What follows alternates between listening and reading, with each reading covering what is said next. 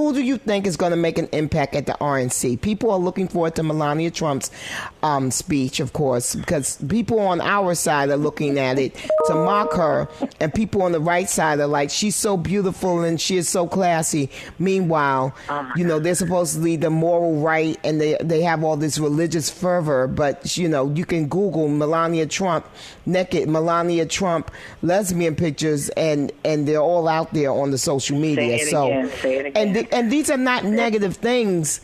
They're only negative because they act as though they're above them, and they act as though everyone else. It never happened. As though it never happened. It never happened, and it did. And I said something about Melania Trump, being the first lady who is not culturally American, and she's not.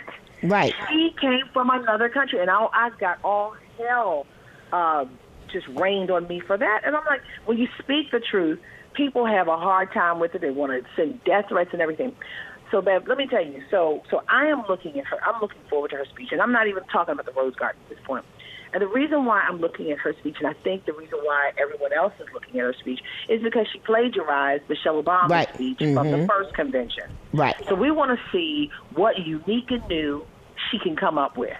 Right. Beyond be best. Right. We want to see what she's made of. And that first speech, and Tuesday night is interesting. Jared Hill, the young man who brought America's attention to the fact that Melania, because he remembered that iconic speech of Michelle Obama. Yes. I'm going to have him on with me. We're going to go over Melania Trump's speech. And, we are. We're going to do it on IG Live on Tuesday night. But here's the thing, and I hate to say this, this speech, this whole week is going to show how limited the president and the first lady are.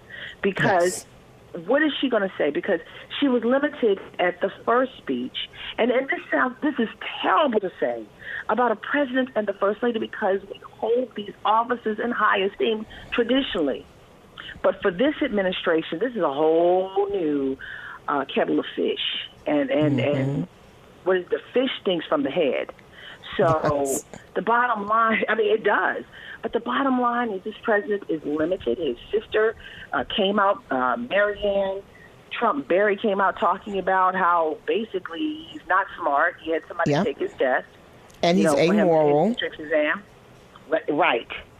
And she's not dealt with him since 81, or asked him for anything since 81.